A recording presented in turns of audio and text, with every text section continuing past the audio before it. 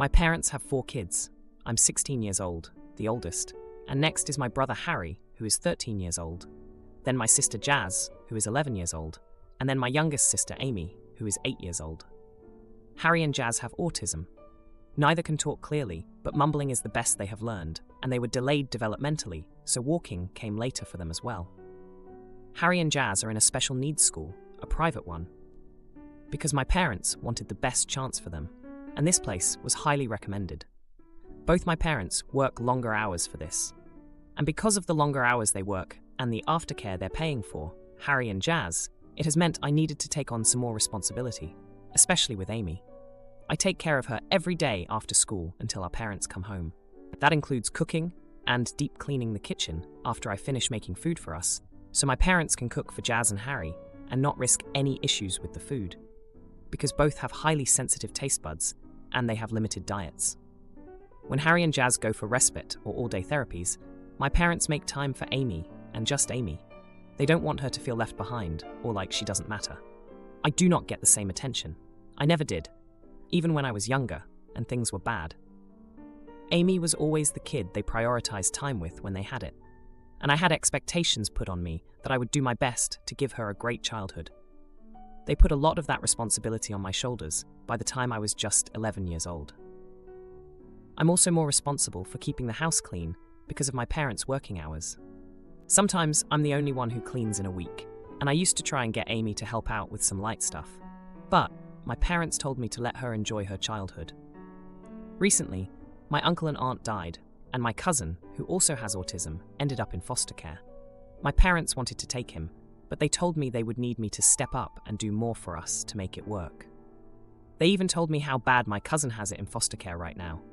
Dad told me he has not found stability since his parents died several weeks ago. So what do they want? Me to take over all the cooking, for me to do the grocery shopping, but not with Amy, of course. And they want me to start adjusting to having 3 kids, 2 with special needs at times. So they can take 1 kid at a time to their therapies and appointments. It pissed me off, because they also asked me to babysit all 3 special needs kids, so they can make a bit more time for Amy, because it will be hardest on her. I was pissed off, so I said sure, I'll do it, but only until I'm 18, and then I'll be done, and they will never see me again. My parents told me my anger was unwarranted, and everyone has to make sacrifices when a family is dealing with this many special needs kids. Am I the idiot? Now, for a few comments before the update. Comment 1, not the idiot. If you haven't read up on being parentified, you're a classic victim. Is there someone at school or a friend's parent that can advocate for you and explain the injustice to your parents? If not, you might have to take the nuclear option. When the social worker comes round to check on your home situation, which I assume will happen before any adoption, explain exactly what they're asking of you. Don't lose your temper. Frame it in terms of your concern that you can't manage all that, and your schoolwork. Say how relieved you are that they aren't placing any of the burden on Amy, because it means that at least she's had a childhood. If the adoption goes ahead after that, I'll be very surprised, and it might change a few other things. Best of luck. Comment 2. If you're in the United States, if you tell the foster care social worker what you just told us, internet strangers, your parents likely won't be allowed to take in your cousin. Your parents would be adopting the child, not you, and they have to be able to care not only for that child, but for all of you. They shouldn't pass the home study phase. That sucks for the cousin because foster care is a really tough place to be and is worse for kids with special needs. However, that is not your fault. It's not on you. You shouldn't be doing all the work you are doing. I'm sorry you never really got to be a kid. In case it wasn't obvious, you're not the idiot. Now for the update. Hey everyone, thanks for all the support on my last post. It's been a chaotic 3 months since then, and a lot has happened. I'm back to share the latest chapter of my family's saga, and let me tell you, it's been a roller coaster. So, remember how my parents wanted me to step up even more after my uncle and aunt passed away, leaving my cousin in foster care? Well, I did. I took on all the cooking, grocery shopping, and managing the house. I was juggling school, chores, and caring for my siblings like a pro. Or at least, I thought I was. But here's where things took a turn. My cousin, who we'll call Mark, finally moved in with us. I thought I was prepared, but nothing could have prepared me for the betrayal that was about to unfold. It started with small things. I noticed my parents whispering a lot, and Amy was suddenly very hush-hush about her special outings with them. I didn't think much of it at first, but then I found out the truth. One day, I overheard a conversation between my parents that left me stunned. They were planning a weekend getaway. Just the three of them. My parents and Amy. No mention of Harry, Jazz, Mark, or me. They were talking about how they deserved a break and how Amy needed normal family time. I was floored. After everything I'd done, they were sneaking around to take a vacation without us. I confronted them, and it was the most intense argument we've ever had.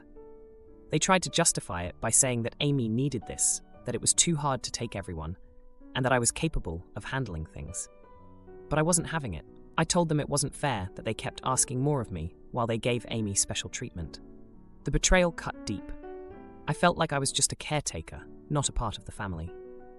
I was giving up my teenage years, and they couldn't even be honest with me. I was so angry, I told them I was done. I said I'd keep my word until I turned 18, but after that, I was out. They didn't take me seriously, saying I was just being dramatic.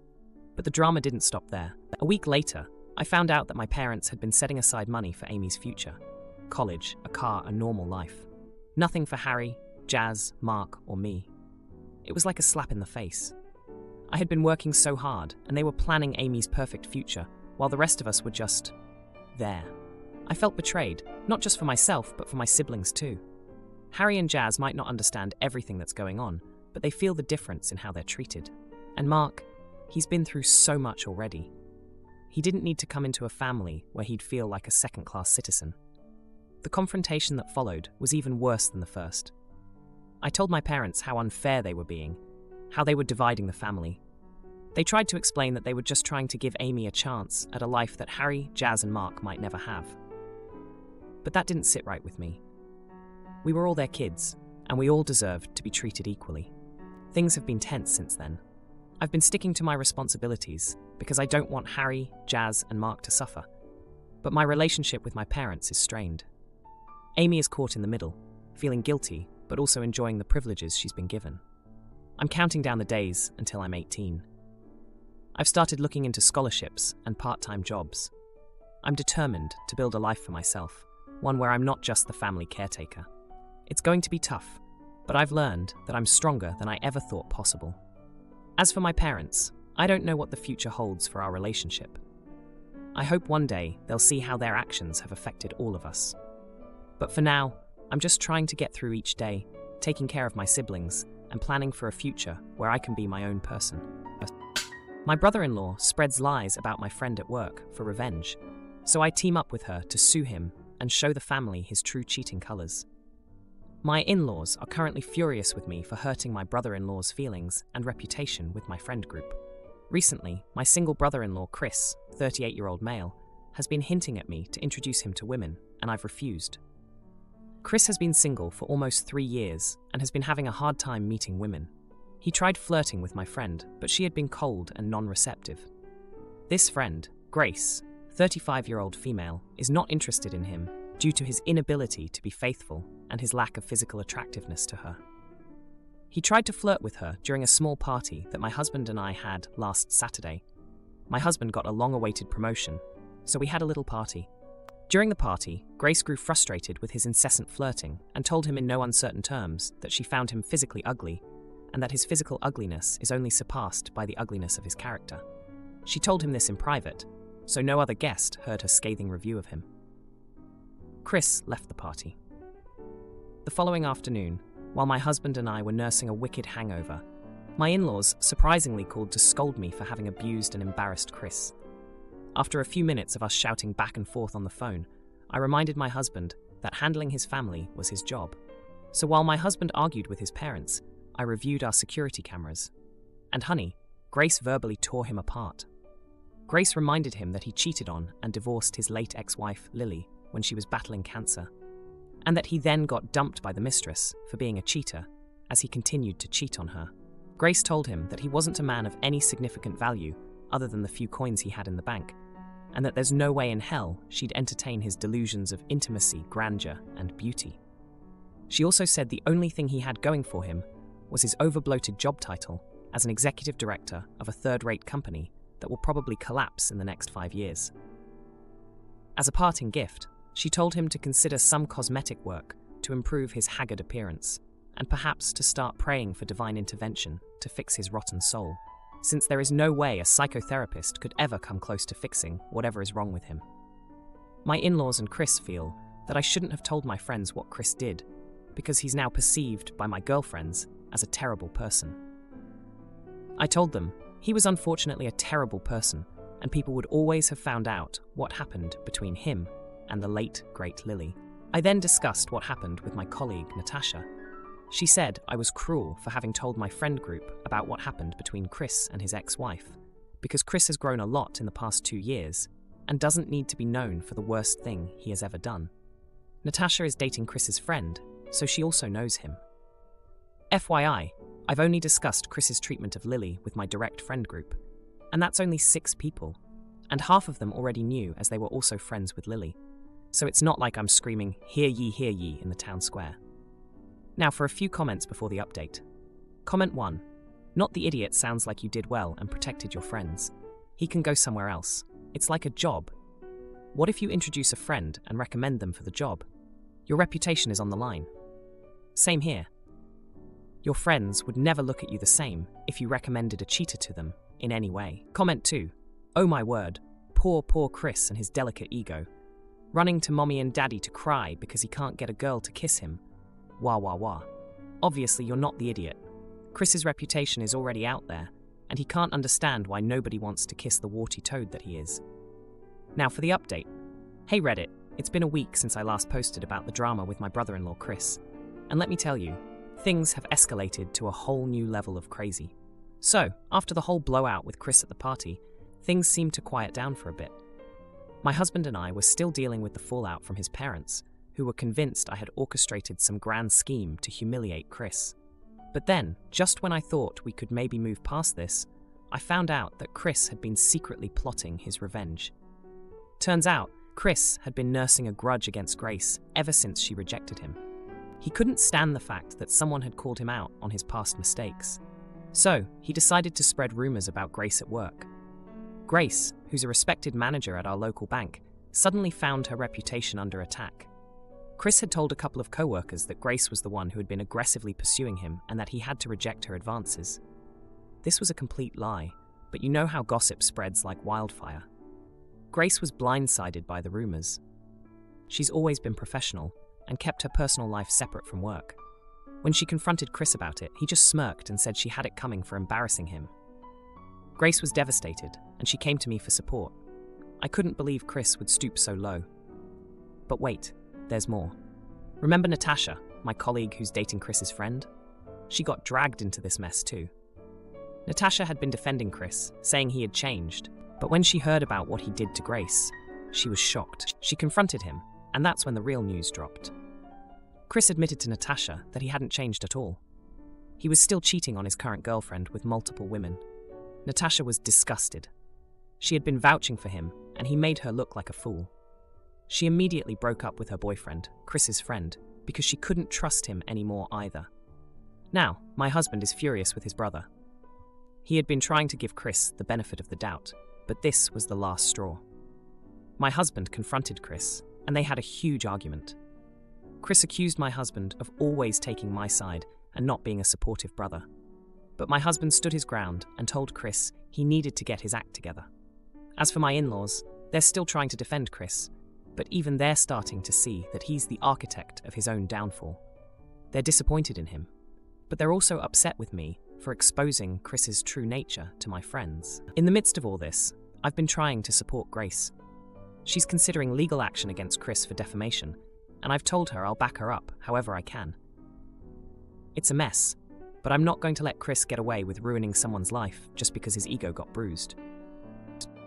My dad's new wife tosses mom's keepsakes and cozies up to my grandparents, so I stand my ground and dad finally sees her true colors, letting me stay with them instead. I, 15-year-old male, was adopted once already. My biological mother did not want to be a parent, and she walked out when I was born. My dad met my mom when I was still a baby, and she adopted me when I was 2, a few months after they got married. She was the best mom ever, and I miss her every single day. She died when I was just 6, and losing her really messed me up. I still struggle sometimes with not having my mom. My dad isn't the most emotional or warm guy, which meant I lost the parent who knew how to comfort me. Luckily, my grandparents, mom's parents, were like my mom and were that comfort for me. It wrecked me more when dad started dating less than a year after mom died and remarried before my mom had been gone 2 years. I hate my dad's wife. She assumes that because my mom wasn't biologically my mother, and because she died when I was just 6, it meant she could be replaced easier than any other parent. Her attitude toward my mom has been shitty from day one. She even said my mom told me I was adopted when she could have passed me off as her own since I was so young, and the fact she didn't meant she wasn't really my mom, she was just playing a role. My dad is just too cold to give a crap, I think. I think he likes having someone else around to raise his kid, and now he has 3 kids, 2 with his wife, and he wants whatever his wife does to keep her happy. So he looked into another adoption of me. But they were told, given my age at the time, no adoption would happen if I wasn't okay with it. They tried to find out if they could pay more to have it happen, but were told they would pay and then get rejected. And I will never say yes. I would rather be in foster care than be adopted by her. We fight a lot. We don't get along, but she tries to claim me as hers, and it bothers her to be rejected by someone who never even knew his real mother. I always point out I do have a real mom. She died when I was 6, and Dad's wife will never be as good as her or worthy of filling in for her. It's tense, it's toxic, and I know my only escape is when I can force my dad to let me stay with my grandparents for a few hours of a night or two, which isn't often. His wife hates that I still have them in my life, so he refuses often for her. My dad's in-laws are staying with us for a few weeks, visiting their grandkids. And Sunday, we had dinner together, unfortunately, and they asked when she was finally going to adopt me, because it was crazy that she had kids with my dad, but hadn't adopted me when I'm motherless. I told them I'm not. My mom died, but she's still my mom. They said it wasn't right, and that their daughter has been my mom longer, and she deserves to have it be official. I told them she's never been my mom, and will never deserve to be my mom, which is why I will never let the adoption happen. The whole day went to shoot, and I was sent to my room, and then on Monday I was told to apologize, and when I didn't, it was stated by all 4 adults that I was an ungrateful brat. Am I the idiot? Now for a few comments before the update. Comment 1. The evil in me compels me to say this. Next time stepmother goes on a rant, you could always say, "Don't worry, if you die suddenly, he'll replace you just as fast. He'll make sure your kids never know they're adopted, just like you wanted. I'm so sorry you're going through this. See if you can get copies of all your important documents. Switch them out for the originals where possible when you can. Have them ready for the moment you turn 18 so you can move in with your grandparents. Not the idiot." Comment 2. Not the idiot. Your feelings are valid, and your dad and stepmother need to stop trying to force the issue. Is there someone at school, a counselor, or someone you can talk to who might be able to help you?